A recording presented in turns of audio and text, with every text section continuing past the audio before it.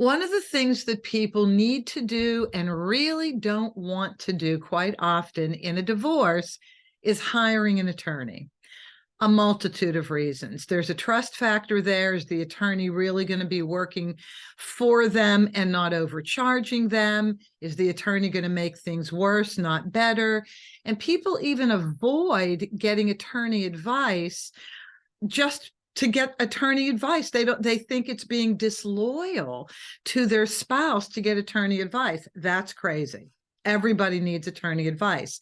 But on today's episode, I am so excited to present a one-of-a-kind person. Her name is Jordana Confino.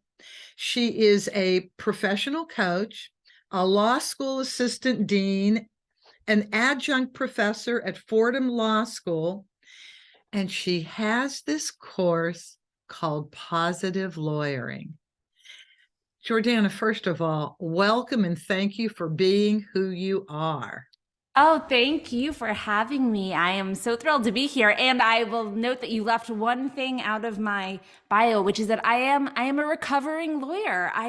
We have to admit this. We can't, I confess I am a lawyer as well. God help me. Thank you for that confession, because truth is next to godliness. So thank you for that. This is why I assume you went from regular lawyering to your whole new concept that I think is revolutionary unto itself, positive lawyering. Would you please tell us how you even got that brainstorm of an idea? Yeah, absolutely. And so the truth is that I found positive lawyering because I was an unhappy lawyer and I was an unhappy law student. And I think it won't shock your listeners to hear that the legal profession isn't the most positive place in general. Makes sense. Generally, we're working with people who are not in happy circumstances, and that's why they're hiring us. And it tends to be a very adversarial, very stressful profession. But I think there's also a lot of things about the people who tend to go to law school and the conceptions about what you need to do in order to be successful that causes a lot of lawyers, like other high achieving professionals, to really sacrifice their own happiness and their own well-being. They think for the sake of their success. And this was something that had happened to me. I saw it happening to people around me. And I really just reached a point where I was not happy and it wasn't working for me anymore. I had spent my whole life doing the shoulds and I wanted to do something else. And so it's ridiculous, but I discovered positive psychology when I was Googling how to be happy, because I was so not happy. And from article to article, I discovered that there's actually this whole body of psychology that focuses on the science of not just human happiness, but human flourishing. And I became obsessed. I ended up getting my certification in positive psychology. It blew up my brain. I decided that every lawyer and law student needs to know these things, that none of them do. And I made it my mission at that point to devote my career to humanizing the legal profession and also equipping lawyers and other high achieving professionals with the insights and tools that they can use to build both satisfying and sustainably successful careers in whatever field that is. Humanizing the legal profession. That's perfect. Right then and there, with every wonderful thing you just said.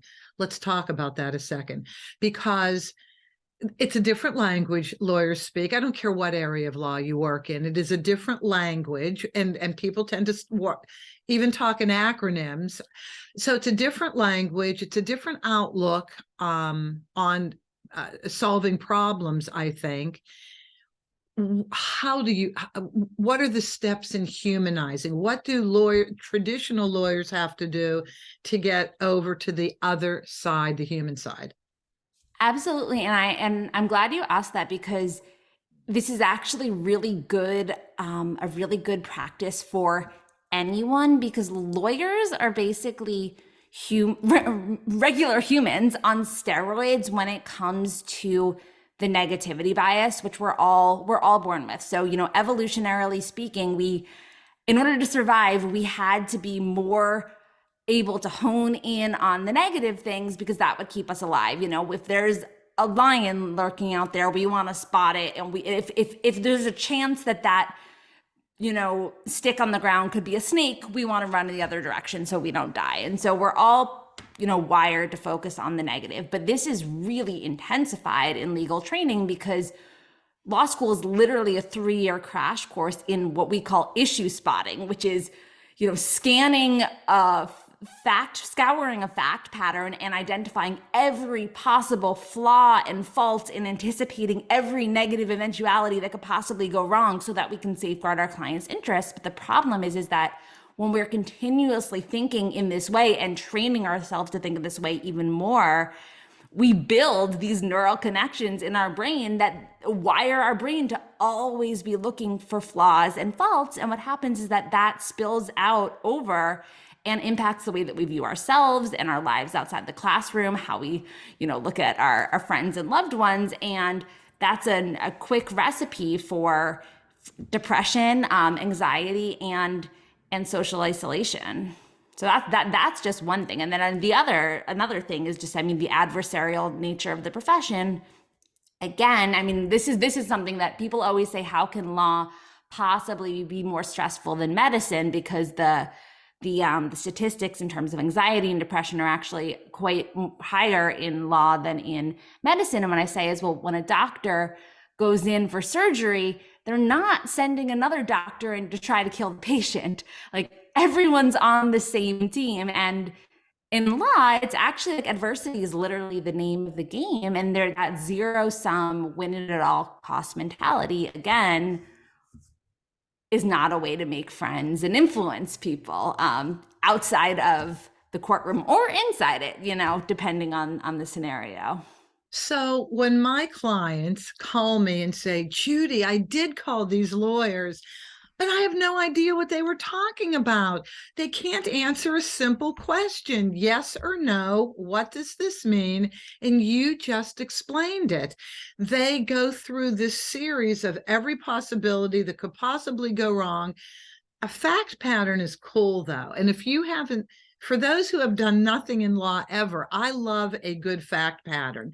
So if we could just do this a second, can you explain to the public what a fact pattern is? So a fact pattern is, this massive block of text. It's generally a totally convoluted story that's presented. XYZ happens. And then at the end, in general, it's like, what are all the possible claims and resolutions and defenses that could come out on every side? And what the lawyer's job to do is pick apart every possible thing and identify, what if you're on side A. So Judith, if let's say the fact pattern is that I am driving my ice cream truck down the street and a zebra comes out of the woods and runs across of it in front of it, and I swerve off and I hit your bicycle, Judith, and I've destroyed your bicycle, and now you're traumatized. And what are all the possible claims that come from this? And so my lawyer's job would be to look and say, okay, what is every possible thing that Judith could try to sue you for?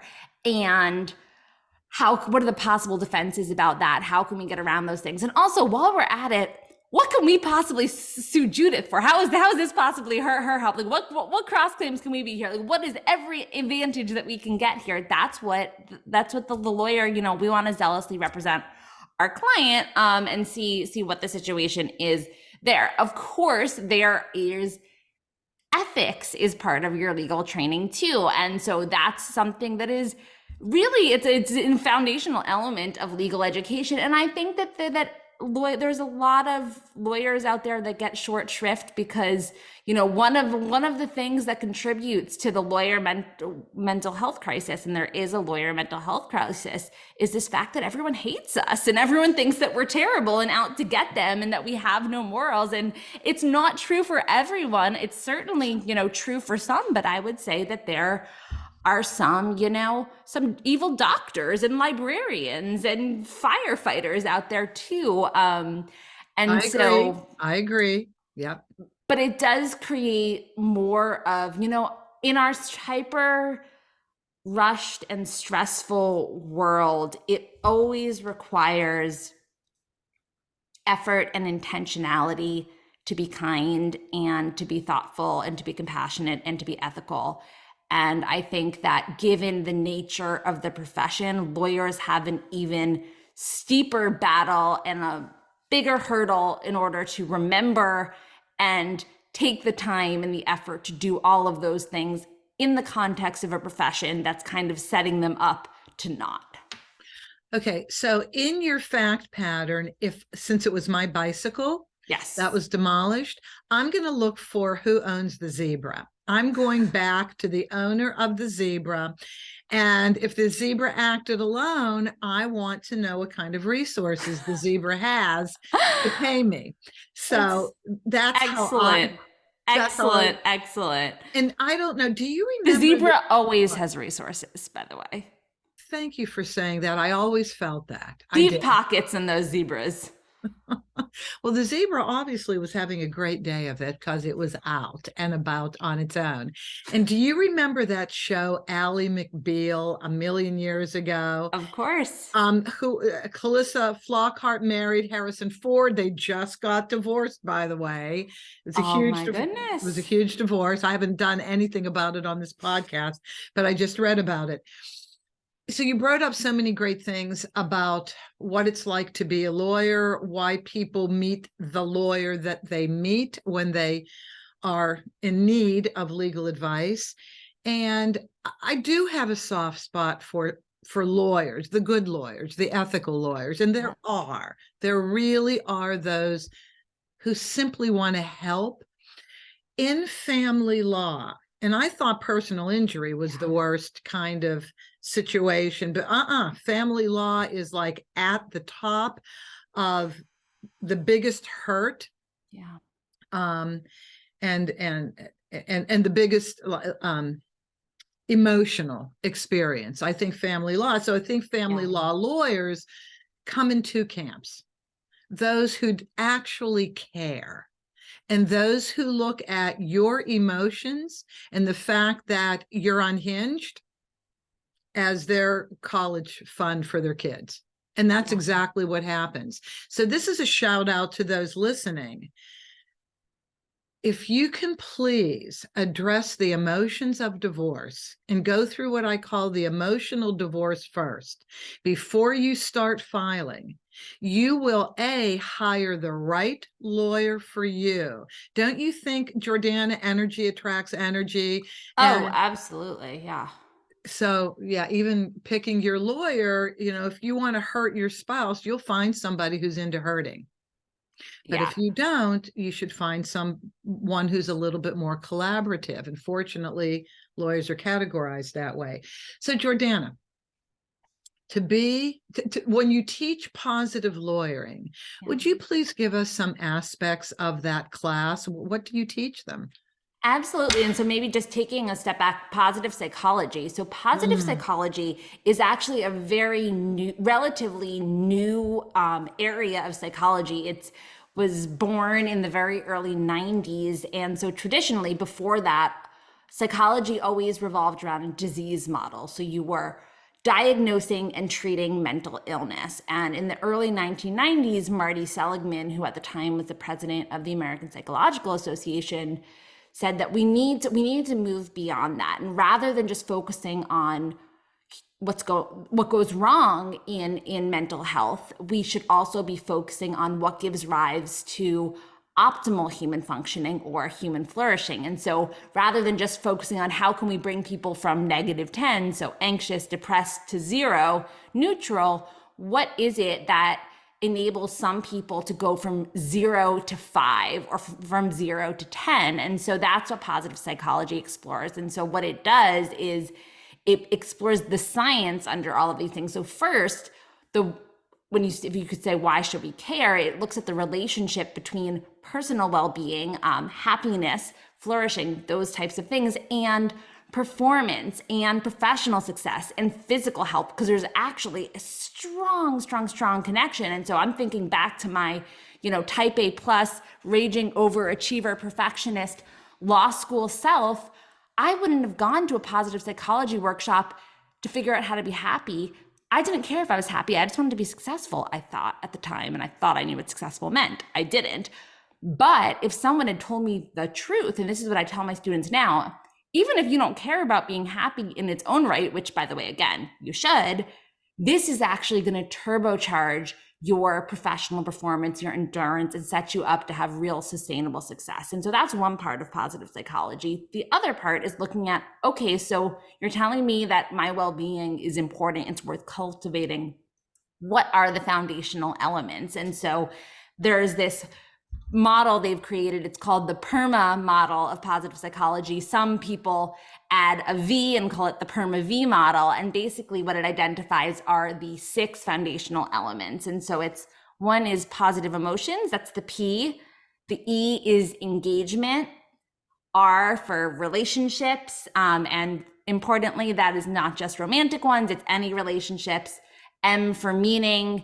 A for achievement, and then V for vitality, which really relates to our physical bodies and our physical well-being. So things like sleep, diet, exercise. Okay. And so in my course, I'm sorry, just to go back to the initial question, I teach this in the context of lawyers and other high achieving professionals. And so how can they use this and incorporate these principles to maximize their personal well-being and success within the context of this crazy cutthroat profession that we live in. And the reason that I did that in particular is because, one, lawyers all think that they're super unique. And so if you tell them you're just teaching them this thing that's really important for every other human on the planet, they'll be like, that's not for us. If they don't know lawyers, it's not necessarily true. But also I was the only lawyer in my positive psychology training program. And so I adapted the materials to really speak to, people of this nature, and also to apply it in a way that would get them in the door to pay attention to it. Well, how did they react to this idea? It quickly became one of the most oversubscribed courses at the law school. My course fills up within 3 seconds, literally, of course registration opening every semester. The students and their reviews always, and granted, this is selection bias. So only students that are open to this idea take the course, but the reviews is everyone says this is not like anything else I've ever learned in law school. And this is more important than everything else I've learned in law school. All lawyers should be required to take this class. And then I get them calling me, out in the profession a year out, being like, one, I wouldn't be surviving my job if I didn't take this, but also we need more of this. And it was actually those conversations that inspired me to get my coaching certification so that I could provide this type of support for practicing lawyers and just other professionals out there in the world as well, in addition to teaching it. But it teaches something that this should be taught in all schools. It should be taught to all people, because the basic elements of what actually, gives rise to human happiness, and why is that important? And how can you cultivate those things in actually very simple, but almost invariably overlooked ways? We should be teaching kids this in kindergarten, because so many of us are doing it absolutely the wrong way. And I'm just even thinking back to myself, the reason that I burned out and the reason that I ultimately left the law and discovered positive psychology, Googling how to be happy, was because my formula for what would make for a happy and successful life was 100% backwards. And I had no idea. And my conception of it had been reinforced by everything around me culturally for my entire life. And I don't think I'm unique in that. I think I was just extreme in that. So how did the goals of the old model of lawyering, how does that shift to the goals for the positive lawyer mentality? Absolutely. And so the old model is that the way that you're good at your job is you work yourself into the ground, you sacrifice everything else so you don't have breaks, you don't have self-care, you're under eye circles or a badge of honor, like social relationships, like you'd be, that's not for the people the people who really care just focus on their work. And so this can go in any respect, right? So this could be, the like the white shoe corporate shark, or it could be the human rights lawyer who was like, the most, morally upright person, but still thinks that the best thing that they can do for their clients is completely neglect themselves. And what the science shows is that is absolutely not right at all, because our personal well-being is directly linked with our cognitive functioning, our ability to, do our very best work, our energy, our stamina, our memory, our creativity, our problem-solving capabilities, all of these things. Also, just like our general resilience and ability to keep doing the work that we're doing, we need to be investing in ourselves so that we can provide the best quality representation to our clients. And that's why I actually teach positive psychology and well-being in lawyer professional responsibility courses, because the ABA is, and states are increasingly recognizing that this is actually, like, lawyers have a professional responsibility to care for themselves so that they, are fit, mentally and physically fit enough to zealously represent their clients. Okay, so this was so excellent what you just said, because one of the big issues in the attorney-client relationship is the accessibility of the lawyer. So I know, just because I went to paralegal school and I had to study the ethics codes and all of that, you're not supposed to take on more clients than you can handle, meaning return phone calls in some type of timely basis, emails, and be in court, and go to depositions and all the other things that you have to do. And so it seems like quite a few attorneys are overwhelmed to the point where they can't meet those obligations. Yeah. So you're talking about the lawyer that doesn't have self-care. Absolutely. And it's a huge problem. There's a lot of places that are just under resourced for sure. And so if you look at, a lot of nonprofit, a lot of public interest work. Most lawyers, they're understaffed. They have more cases than they should. And when you're underslept, when you're undernourished spiritually, emotionally, socially, all of those things, you're just not as sharp as you would be otherwise. And you're doing a real disservice to yourself and to your clients too. And it's interesting because you talk about family lawyering, and there's a lot of it is such a hard thing. And there's a lot of, secondary trauma that goes on for family law lawyers as well. And the ones that fall into the category of the ones who deeply, deeply care about their clients. And for them, beyond just the self-care of, not making sure they have some time, they're not working constantly, other practices that help them fortify themselves against the emotional pain and stress that they are receiving, indirectly, because they care so much about their clients. And that's important work for them too. So within the positive lawyering philosophy, self-care is one of the most primary aspects of it.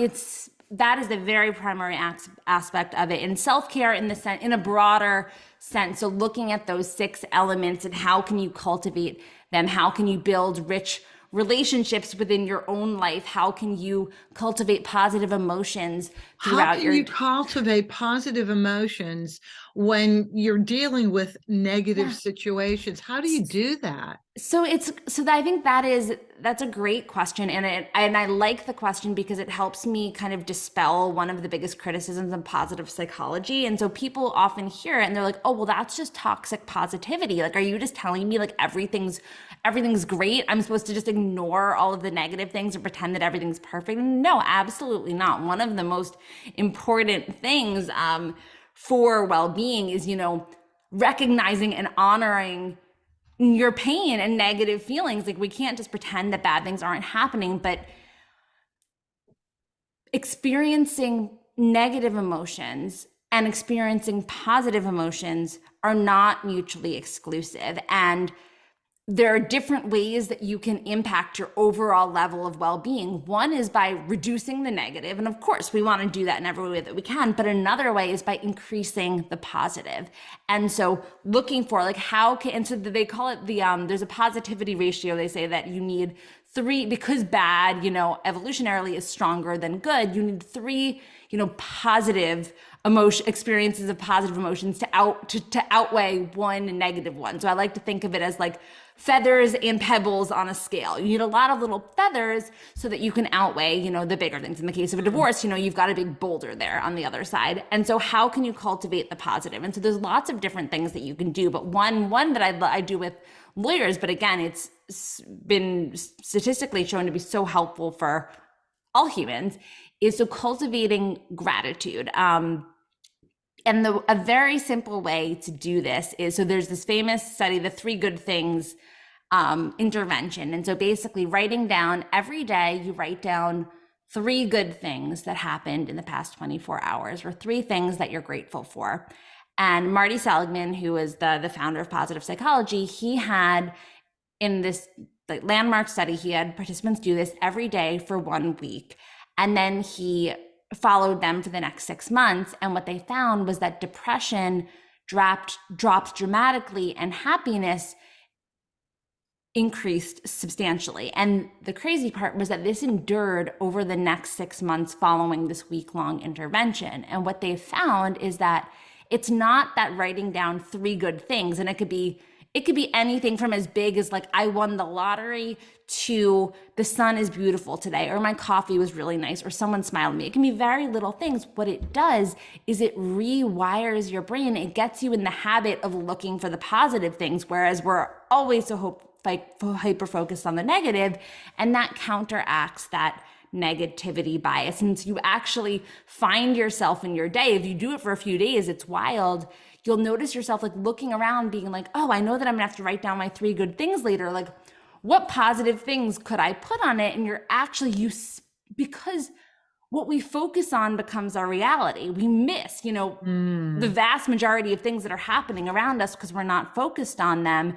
And just by shifting your focus in that way, the science shows you can increase your well-being, you can increase your resilience so much. Well, that even goes for people going through divorce, Jordana. I mean, that is such a great principle that you just mentioned, because, it couldn't be more negative. At least the first year of, we're going to get a divorce. That whole first year is like a blur. It's an emotional blur. But you can pull yourself out of that sooner rather than later with what you just said about looking for 3 things that you're grateful for in the past 24 hours. Yeah, absolutely. Okay. It's really powerful. And I think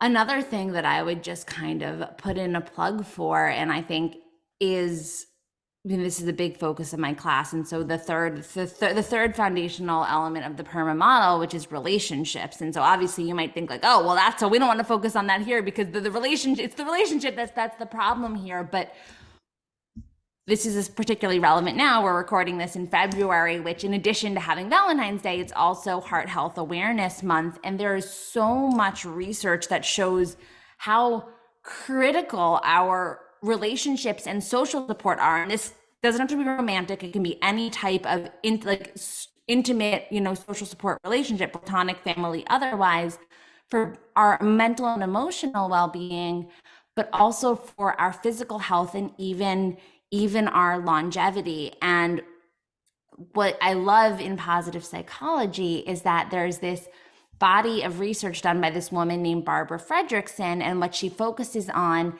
is this, what she calls positivity resonance.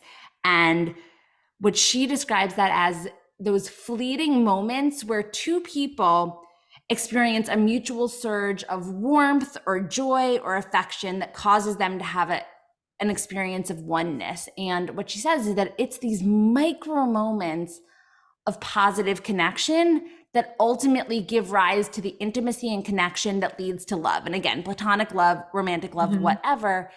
And there are so many opportunities in our day to form those micro moments of positive connection with another person. And again, we just miss them because we've got our eye on our cell phone, or, we're just racing on autopilot.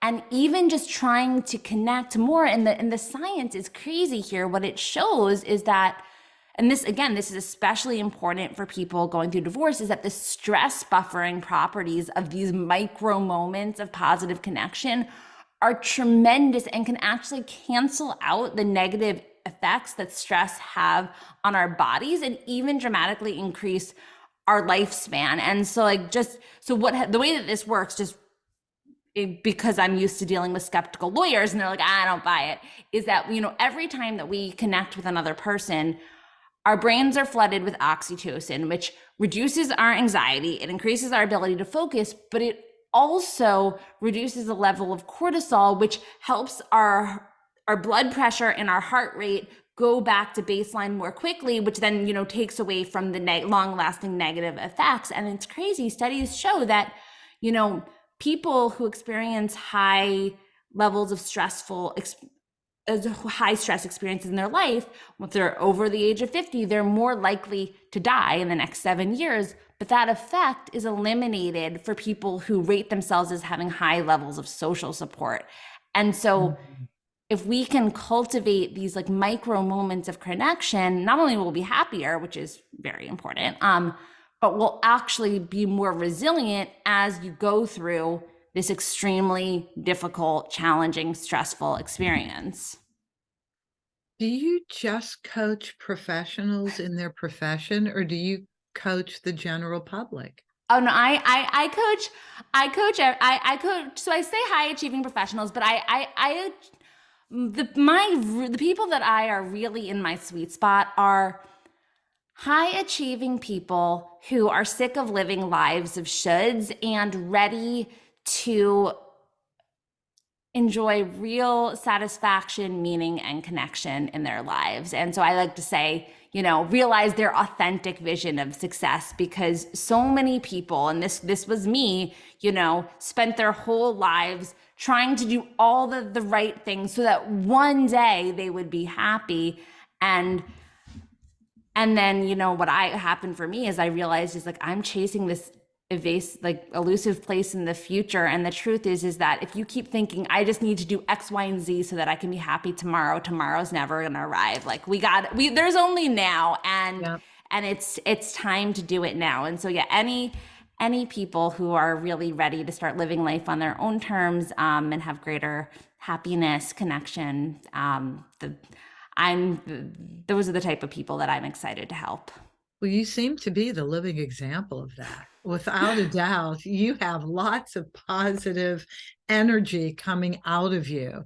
And I love your ideas, and you're in this profession that needs some of the most help we could possibly give. It's the lawyers, not only for themselves, they're human beings, they need to be healthy, but they need to be healthy for their clients. Absolutely. You can't pour from an empty cup. And so I tell the lawyers, you gotta you have to take care. When people say self-care is selfish, and I say no, in order to be able to give for others, you need to take care of yourselves. Otherwise you're not going to be no good for anyone else. No, self-care is a necessity. I was just giving a workshop on this the other day. Self-care is an absolute necessity.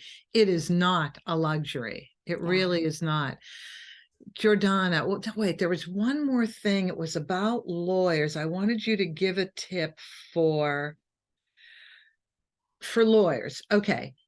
The lawyers who just want to hurt. I'll get them. We'll fight. Can that be changed? Or are there people that just have that natural aptitude that they need to fight? Oh, I think you're gonna laugh at me. I think I'm gonna give you the most classic lawyer answer. It depends. I think some of them I think some of them, and when I say that only some of them, I think only some of them could be convinced to be willing to change. I think that not all people are open to learning about how and why they might do things differently. I think, unfortunately, a lot of lawyers that take that approach, it's often coming from a place of insecurity, and they have to be able to be willing to broach that in order to overcome that. But I also think that the more that we can start doing things a different way and demonstrate how effective it can be, that's going to be great in convincing people. And this is so one thing that I work with a lot with my clients and my students is how a lot of the things that they think are propelling them forward. And so here I think mostly about their like self-criticism, perfectionism, those types of things. I tell them, you think that you're successful because, you drive yourself so hard, you're super self-critical, and they're adversarial in a way against themselves. Say those things are actually weighing you down. And if you can be bold enough to try something a different way, your mind is going to be blown by like how you catapult forwards and how much more effective you are. Like, you've been successful despite those things, not because of them. And I think that the same is probably true for this like shark approach mentality. And so I think that the more people that can get out there and do it a different way and show that they're still getting the great results for their clients, I think that's going to be really helpful in changing the culture too. Boy, I hope so. This has been great, Jordana. I have just loved this conversation. Thank you so much.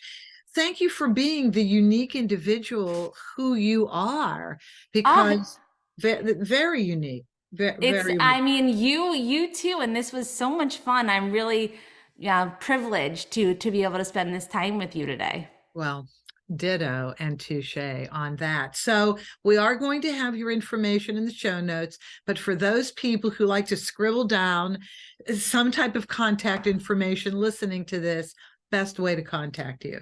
Fabulous. So my email address is Jordana, which is Jordan with an A on the end, Confino.com. So it's JORDANACONFINO.com. And my email is just Jordana@JordanaConfino.com. So that's a great way to contact me. I'm also on LinkedIn, Jordana Confino, and I'm excited to connect with you.